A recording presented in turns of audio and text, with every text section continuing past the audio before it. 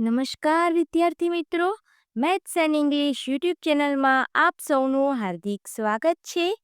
આજે આપણે ધોરણ 7 સંસ્કૃત વિષયના અસાઇનમેન્ટ સોલ્યુશનમાં પ્રશ્ન 1 અનું સોલ્યુશન કરીશું.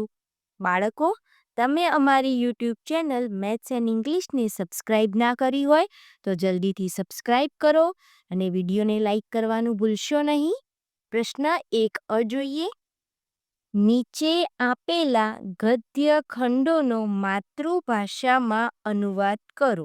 વિદ્યાર્થી મિત્રો, અહીં આપણને પેરેગ્રાફ સંસ્કૃત ભાષામાં આપેલો છે, એનું આપણે આપણી માતૃભાષા ગુજરાતીમાં અનુવાદ કરવાનો છે. જોઈએ ફકરો 1. ભાવેશઃ ઉવાચ તર્હિ શીઘ્રમ દદાતુ. ચેતના ઉવાચ સ્વીકરોતુ. લવણમ આવશ્યકમ વા. ભાવેશઃ ઉવાચ આમદ દદાતુ. કિંચિત તક્રમ અપી આવશ્યકમ. ચેતના ઉવાચમ સ્વીકરોતુ. એકમ મોદકમ અપી સ્વીકરોતુ. હવે માતૃભાષામાં અનુવાદ જોઈએ. ભાવેશ કહે છે તર્હિ એટલે તો, શીઘ્રમ એટલે જલ્દીથી, દદાતુ એટલે આપ. ભાવેશ કહે છે તો જલ્દીથી આપ. ચેતના કહે છે સ્વીકરોતુ એટલે લે. લવણમ એટલે મીઠું. આવશ્યકમ એટલે કે જરૂરિયાત. વા એટલે છે પ્રશ્નાર્થ ચિહ્ન. ચેતના કહે છે લે, મીઠાની જરૂર છે. ભાવેશ હા, આમ એટલે હા, દદાતુ એટલે આપવું, આપ. કિંચિત થોડીક. તક્રમ એટલે છાશ. અપી એટલે પણ. આવશ્યકમ એટલે જરૂર.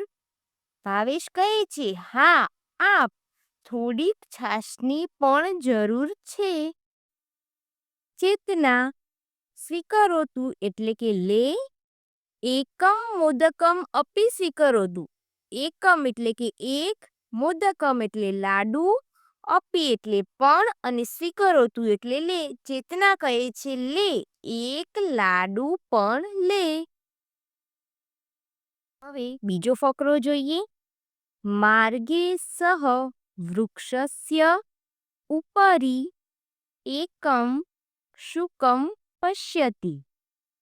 ઉષ્ટ્રઃ શુકાય કથયતિ હે શુક, તવ ચક્ષુ વક્રા અસ્તિ.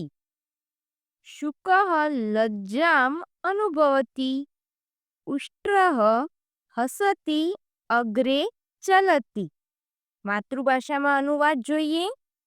માર્ગે એટલે કે રસ્તામાં, સહ એટલે તે, વૃક્ષસ્ય એટલે ઝાડ, ઉપરી એટલે ઉપર, એકમ એટલે કે એક, શુક એટલે પોપટ, પશ્યતિ એટલે જોવું એટલે કે જુએ છે.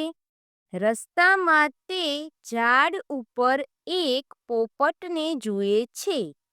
ઉષ્ટ્રઃ એટલે ઊંટ, શુકાય પોપટને, કથયતિ કહે છે.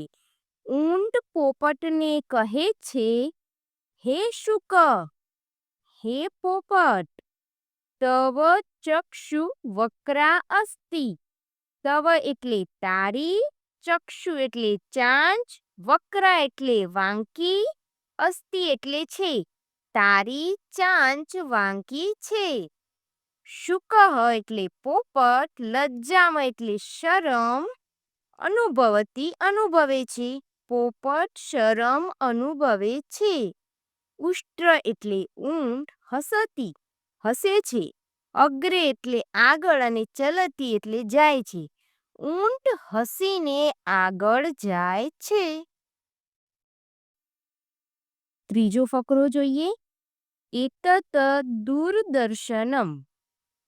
જનાઃ દૂરદર્શન માધ્યમેન વાર્તાઃ ચલચિત્રાણि વિવિધાન કાર્યક્રમાન પશ્યન્તિ શૃણવન્તિ ચ.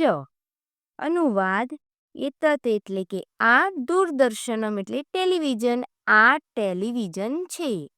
જનાહ એટલે લોકો, દૂરદર્શન એટલે ટેલિવિઝન, માધ્યમ એટલે માધ્યમ, વાર્તાહ ચલચિત્રાણી એટલે કે સમાચારો, ચલચિત્રો, વિવિધાન જાત જાતના, કાર્યક્રમાન એટલે કે કાર્યક્રમો, પશ્યંતી એટલે જોવું અને શૃણવંતી એટલે કે સાંભળવું. લોકો ટેલિવિઝનના માધ્યમથી સમાચારો, ચલચિત્રો અને જાત જાતના કાર્યક્રમો જુએ છે અને સાંભળે છે. નંબર 4, ચેતના ઉવાચ ચાયમ કોફી વા, ભાવેશઃ ઉવાચ કિમપી માસ્તુ ઇદાનીં ભોજનમ આવશ્યકમ.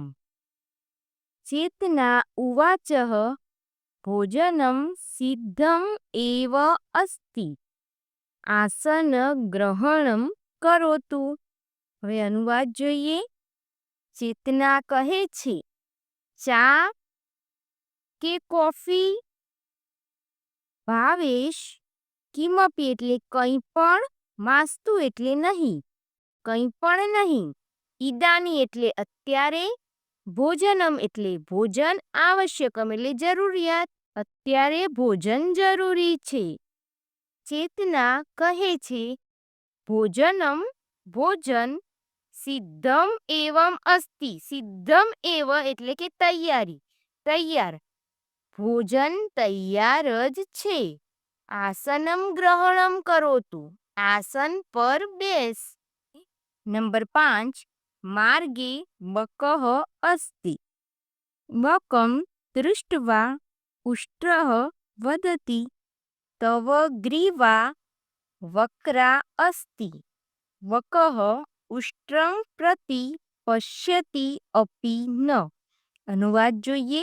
માર્ગે એટલે કે રસ્તામાં, બકઃ એટલે બગલો, અસ્તિ એટલે છે, રસ્તામાં એક બગલો છે. બકમ દૃષ્ટવા બગલાને જોઈને, ઉષ્ટ્રઃ વદતિ, ઉષ્ટ્રઃ એટલે ઊંટ, વદતિ એટલે બોલવું, બગલાને જોઈને ઊંટ બોલે છે.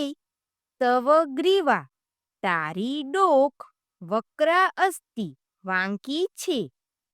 બકઃ ઉષ્ટ્રમ પ્રતિ બગલો ઊંટ તરફ, અપી ન જોતો પણ નથી. અહીં આપણે પ્રશ્ન 1 સંસ્કૃત વિષયનું સોલ્યુશન પૂર્ણ કર્યું. બાળકો, વિડીયોને લાઈક કરવાનું ભૂલશો નહીં અને તમારા મિત્રો સુધી શેર કરો. ધન્યવાદ.